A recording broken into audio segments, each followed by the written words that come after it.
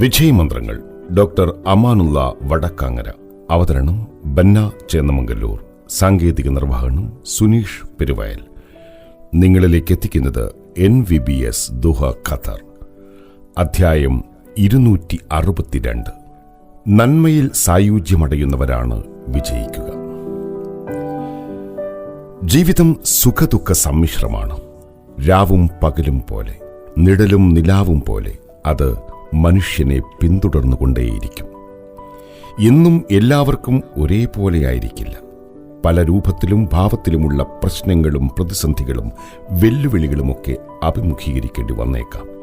അതിനാൽ സന്തോഷവും വിജയവും സ്വായത്തമാക്കുവാൻ സോദ്ദേശ്യപരമായ ശ്രമങ്ങൾ ഉണ്ടാവേണ്ടി വരും.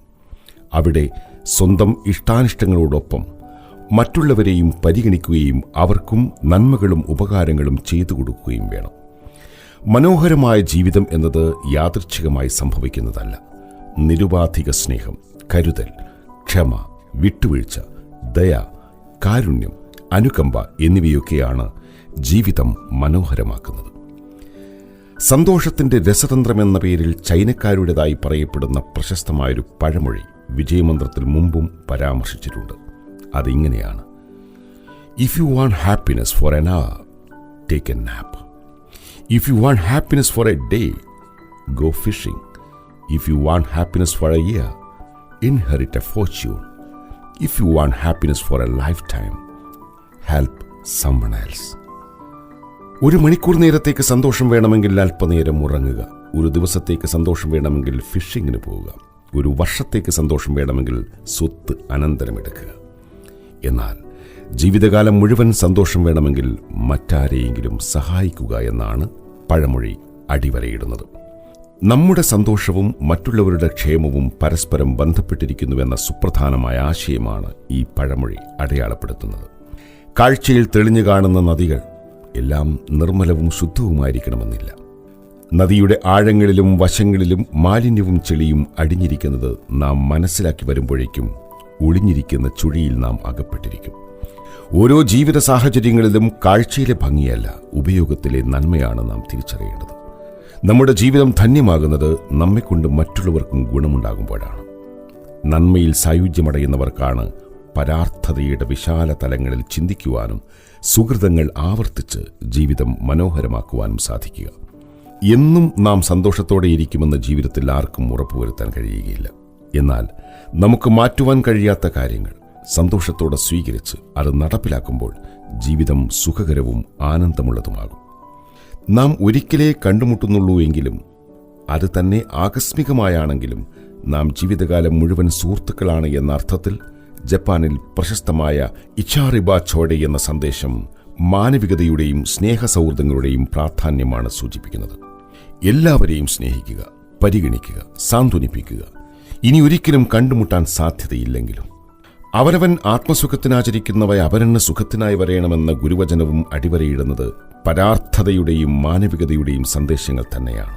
അബ്ദുള്ളയുടെ ദുഃഖം നബീലിന്റെ ശമനൌഷധം എന്ന തലക്കെട്ടിൽ പ്രശസ്ത പണ്ഡിതനും ഗ്രന്ഥകാരനുമായ ഷെയ്ഖ് മുഹമ്മദ് കാരക്കുന്ന് കഴിഞ്ഞ ദിവസം സാമൂഹ്യ മാധ്യമങ്ങളിൽ പങ്കുവച്ച ഒരു കുറിപ്പ് ഇതോട് ചേർത്ത് വായിക്കാമെന്ന് തോന്നുന്നു. അബ്ദുള്ള പരമദരിദ്രനായിരുന്നു. കഠിനാധ്വാനത്തിലൂടെ കോടിപതിയായി മാറി. എന്നിട്ടും അത്യധികം അസ്വസ്ഥനായിരുന്നു. കാരണമന്വേഷിച്ച കൂട്ടുകാരൻ നബീലിനോട് അയാൾ പറഞ്ഞു: എനിക്ക് ധാരാളം സമ്പത്തുണ്ട്. ഓരോ മാസവും ലക്ഷങ്ങൾ വാടകയായി കിട്ടാനുണ്ട്. കച്ചവട സ്ഥാപനങ്ങളിൽ നിന്ന് ഒരു മാസം ചുരുങ്ങിയത് ലാഭമായി 20 ലക്ഷം ലഭിക്കും. മറ്റ് സംരംഭങ്ങളിൽ നിന്ന് ലക്ഷങ്ങൾ വേറെയും കിട്ടും. അതുകൊണ്ട് തന്നെ കോടികളുടെ ബാങ്ക് ബാലൻസ് ഉണ്ട്. എന്നിട്ടും ഒരു സമാധാനവും കിട്ടുന്നില്ല. വല്ലാത്ത അസ്വസ്ഥത.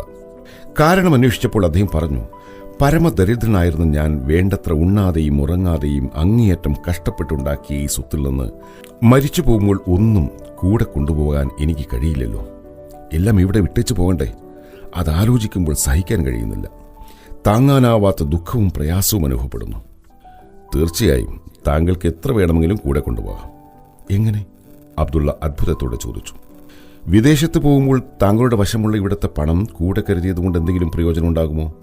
ചെന്നെത്തുന്ന നാട്ടിലെ കറൻസിയാക്കി മാറ്റിയെങ്കിലല്ലേ എന്തെങ്കിലും ഉപകാരമുണ്ടാവുകയുള്ളൂ? തീർച്ചയായും അതെ. എങ്കിൽ താങ്കൾ ഭൂമിയിൽ നിന്ന് പോകുമ്പോൾ ചെന്നെത്തുന്ന സ്ഥലത്തെ കറൻസി കൂടെ കരുതുക. അഥവാ താങ്കളുടെ വശമുള്ള കറൻസി ചെല്ലാനുള്ള ഇടത്തെ കറൻസിയാക്കി മാറ്റുക. അപ്പോൾ അതെല്ലാം അങ്ങേയറ്റം ഉപകാരപ്പെടും. അങ്ങനെ മാറ്റുമ്പോൾ വളരെ വലിയ ഓഫറുമുണ്ട്. ചുരുങ്ങിയത് 1/700 ഇരട്ടി, ചിലപ്പോൾ അതിലും കൂടുതലും. അവിടുത്തെ കാര്യങ്ങൾക്കെല്ലാം നേതൃത്വം വഹിക്കുന്നവൻ്റെ ഭാഗത്തു നിന്നുള്ള ഓഫറാണത്. പൂർണ്ണമായും പാലിക്കപ്പെടുന്ന ഓഫർ. എത്ര ചിന്തോദ്ദീപകമാണ് ഈ വരികൾ! ഭൗതികതയുടെ കുടുസായ വിധാനങ്ങളിൽ നിന്നും ആത്മീയതയുടെയും മാനവികതയുടെയും വിശാലമായ തലങ്ങളിലേക്ക് നയിക്കുകയും പുണ്യങ്ങളിലൂടെ സായുജ്യം കണ്ടെത്താൻ പ്രേരിപ്പിക്കുകയും ചെയ്യുന്ന ഈ ചിന്ത തന്നെയാണ് സന്തോഷവും വിജയവും സമ്മാനിക്കുകയെന്ന കാര്യത്തിൽ സംശയം വേണ്ട. വിജയമന്ത്രങ്ങൾ സംബന്ധിച്ച് നിങ്ങളുടെ വിലയേറിയ അഭിപ്രായങ്ങളും നിർദ്ദേശങ്ങളും 009745526275 എന്ന വാട്സ്ആപ്പ് നമ്പറിലോ ceomedia+@gmail.com എന്ന ഇമെയിൽ വിലാസത്തിലോ അറിയിച്ചാൽ സന്തോഷമാകും. ഏവർക്കും ശാന്തിയും സമാധാനവും വിജയാശംസകളും നേരുന്നു. പുതിയൊരു എപ്പിസോഡുമായി അടുത്ത ദിവസം കേട്ടുമുട്ടാം.